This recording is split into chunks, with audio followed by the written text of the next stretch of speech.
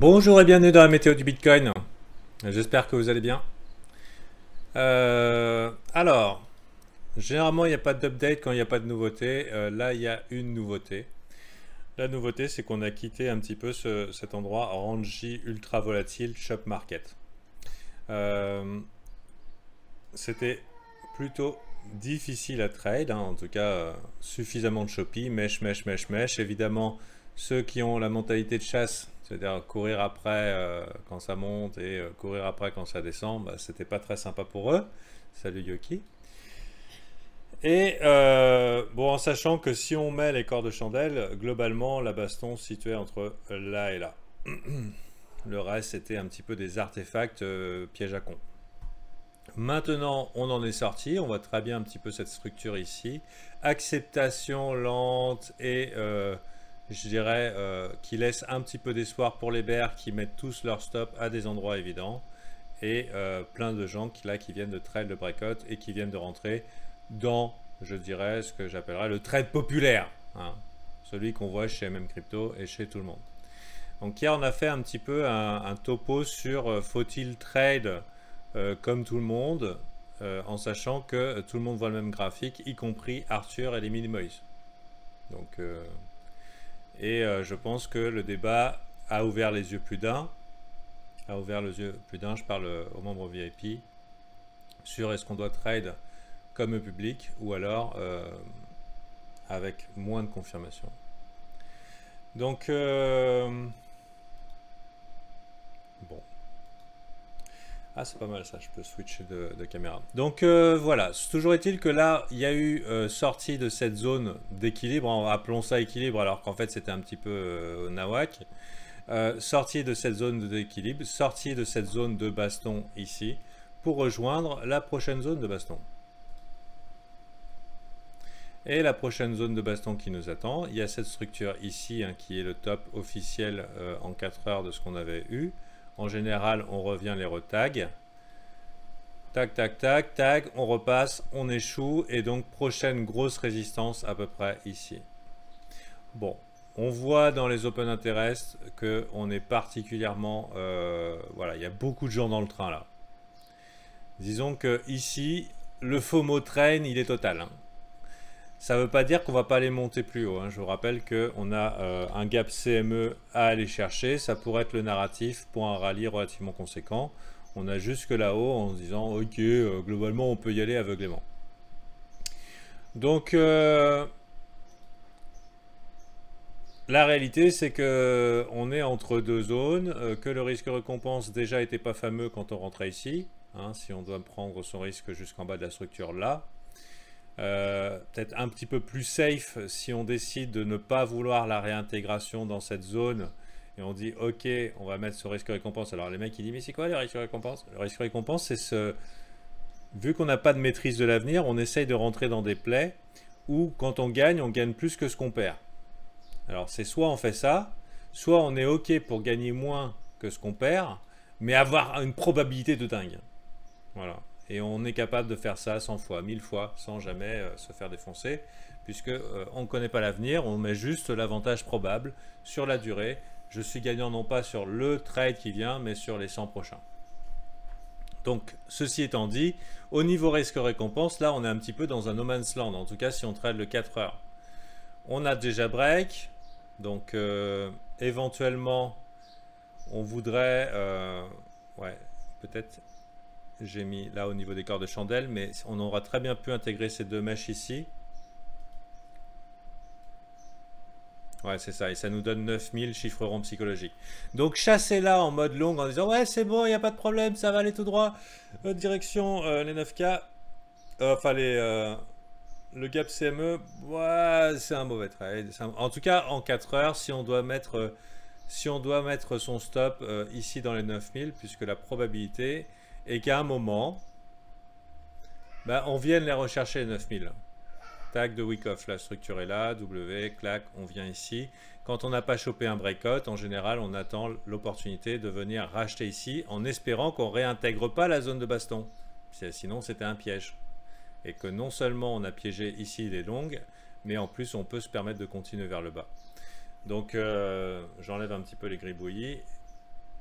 Tout ça pour dire que pour l'instant, on est un peu dans un no man's land où la prochaine grosse résistance, elle va être par ici et par ici.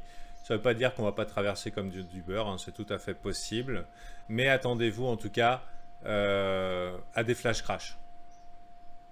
D'accord? C'est tout à fait envisageable et même là, il y a une forte probabilité de flash crash. Ça ne veut pas dire qu'il faut sauter dans un short ici aveuglément. On n'est pas dans une zone. Ici, c'est pas sûr du tout non plus que ça soit forcément la zone. On va attendre en tout cas entre ici et ici, donc là, le dernier top, la formation d'un pseudo-Bart. Pseudo-Bart, vous voyez, c'est ah là là, tout le monde passe longue, moon, et voilà, le flash crash. Donc globalement, c'est un petit peu ça. Pour l'heure, on est en no man's land, trop tôt pour prendre profit parce que la prochaine résistance est au-dessus, trop tard pour rentrer parce qu'on a largement break si on voulait rentrer sur le tard, en sachant que nous, chez VIP, on va recommander davantage d'acheter les extrêmes et de vendre les extrêmes. Évidemment, ceux qui ont vendu l'extrême là ont perdu, mais avec un risque-récompense ridicule. Hein, tu mets ton stop là, tu sais que ta prise de profit potentielle est là, tu as un risque-récompense de 6, ça veut dire que tu peux perdre 5 fois sur 6 et gagner encore de l'argent, à peu près. Hein. Si tu enlèves les commissions, 4 fois ça. C'est pas mal comme opportunité d'avoir tort. Donc maintenant, on attend un petit peu le BART, la zone de consolidation, en tout cas en 4 heures. Si vous êtes holder, il n'y a aucun souci à se faire. On est bien pour l'instant. On est vraiment très bien. Ce qui est le cas. Personnellement, si je prends des shorts, c'est pour hedge ma position. C'est-à-dire je ne vais pas risquer mes précieux bitcoins sur le terrain d'Arthur. Par contre, quand je vois qu'on arrive à des résistances majeures, comme là par exemple, on fait un petit peu attention. Est-ce qu'il ne va pas y avoir un piège, une réintégration, un petit edge, on risque un petit peu, on perd pas d'argent, on perd un petit peu de bitcoin si jamais ça monte, et puis hop, on verra au prochain coup. Donc là maintenant, le prochain coup, il y a de fortes chances que ça soit dans ici. Ah tiens, très intéressant ici, ce gap aussi sur Bitstamp, je ne l'avais pas vu, donc ça peut laisser des possibilités, mais sachez qu'il y a beaucoup de gens dans le FOMO train, le trade est relativement évident, et il y a des risques de flash crash. Par contre, la bonne nouvelle si on est bull, c'est que ce gros truc là s'avérait peut-être être un bear trap et donc a peut-être capturé suffisamment de shorts pour donner du fuel pour percer à travers, et donc là on est plutôt content. Donc maintenant ce qu'on va attendre, c'est est-ce qu'on aura des signes de faiblesse dans cette zone. Voilà. Parce que ici c'est pas des gros vendeurs qui se sont jetés, hein. C'est juste des acheteurs qui ne se sont plus pointés, faiblesse, hop, et ensuite ça dégueule. Long squeeze, ici on repart, probablement des bear traps ici, hein, 3, 1, 2, 3, il y a beaucoup de gens qui ont dû se retrouver coincés ici. On a stoppé les stops évidents. Les stops évidents, c'était ceux-là. Quand le marché monte et qu'il monte beaucoup, les gens essayent de sécuriser leur position à des endroits relativement évidents. Voilà, c'est stoppé. Alors non seulement on a sorti les longues, mais en plus on a récupéré des shorts qui se sont coincés ici. Pourquoi pas trouver du fuel? Maintenant, dire être overly bullish moyen terme, c'est un peu chaud. Hein, on a toujours ici un V-top qui peut se transformer en M-top avec une possible divergence de RSI. Avec une autre zone de résistance ici, donc ça va quand même être chaud la braise pour traverser ça comme dans du beurre. À noter aussi que ça correspond à un autre top ici qui était un double top. Alors ici sur Bitstamp, on l'a défoncé un petit peu, on est parti chasser les stops. Mais si on va sur BitMEX, on a fait un double top parfait. D'accord? On n'a pas pété. En général, troisième touchette, c'est la bonne. Donc on peut croiser les doigts. Hein, on peut croiser les doigts. Mais que ça se fasse en un coup, ça paraît un petit peu réaliste. On verrait plutôt quelque chose comme ça, une pression qui se fait avec un grind au niveau de la résistance, et tandis que les shorts ajoutent en disant ah, vous passerez pas le fils de pute de boule, je veux mon bitcoin à 2000. Hop, on leur fait pression et bam, bouton de champagne, et c'est reparti pour le bull run jusqu'à la fin du mois de mai. Ce serait un scénario que j'adorerais voir se résoudre sous nos yeux ébahis. Après, est-ce que ça va se passer comme ça? Voilà, je n'irai pas aveuglément me lancer dans un long par ici, quoi. Comme souvent les gens font, ils ont tendance à long les supports, enfin les résistances, et à short les supports. Donc pourquoi pas essayer de re-rentrer dans un long pour non pas faire... Ah ok, donc j'ai pas vu, j'ai un terroriste, j'arrive tout de suite. Hop. Donc voilà, pour l'instant, donc à partir du moment où on est sorti de cette battle zone, on va revenir un petit peu faire le ping-pong là-dedans, ce qui serait pas trop dégueulasse ni désagréable. De voir probablement des gens devenir bearish ici, ça serait vraiment extra super top. Voilà. C'est un peu ça. Pour l'heure, il n'y a pas grand chose à dire, sinon qu'on est entre deux zones. Si on veut se mettre en face, alors qu'on a clairement piégé pas mal de bears dans la partie, on va bientôt arriver, hein. Tiens, bah là c'est en train de continuer à pousser. On va bientôt arriver dans la zone de rechargement de short, mais ça suffit pas pour se lancer. On veut voir un peu quelque chose d'un peu en forme de Bart, genre la baston, tout le monde qui passe boule et voilà, le flash crash. Donc voilà. Donc pour l'heure, on profite un petit peu de notre hold qui est particulièrement bullish. Je sais pas si vous remarquez, mais c'est quand même, je trouvais ça fabuleux. Regardez-moi ça.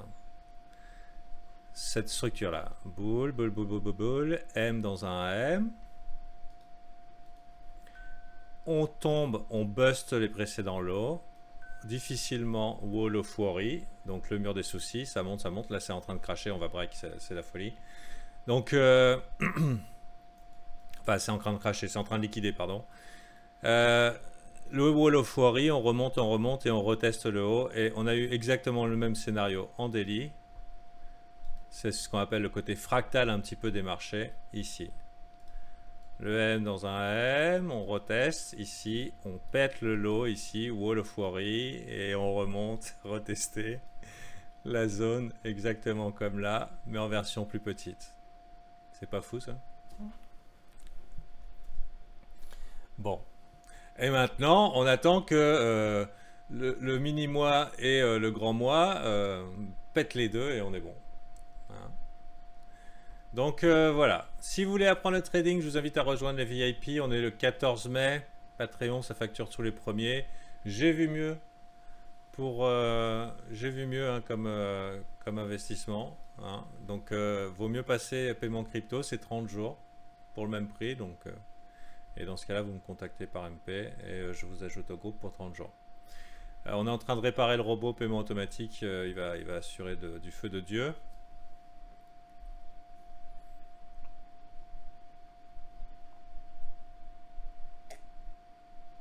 Alors, je sais pas si je peux dire ça. Non, je peux pas dire ça. Non, bon. J'ai eu le cas d'un VIP qui est là depuis longtemps, qui est là depuis 6 mois.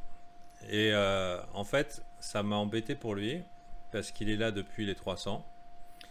Et il avait pas les sous pour prendre le Black Friday. Et aujourd'hui, il est un petit peu dans un combat intérieur parce que il veut faire une Little Lady, une Maminova the Fucking Door. Mais le VIP, ça lui coûte 39. Il n'a pas l'intention d'arrêter. 39 en réalité 45 plus la TVA, 45 $. Il n'avait pas l'intention d'arrêter et il pouvait pas prendre Koneji pour faire sa Little Lady. Et en fait, j'en suis venu à la conclusion suivante, c'est que il fallait qu'il arrête le VIP parce que vu qu'il a un petit budget, il faut que ses sous il les mette dans les cryptos et qu'il ne touche pas. Et quand j'ai les cryptos, je pense en particulier le Bitcoin.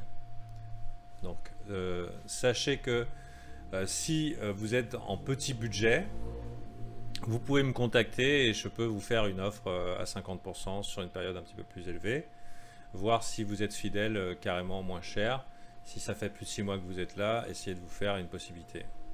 Une possibilité de réduire vos frais briefs.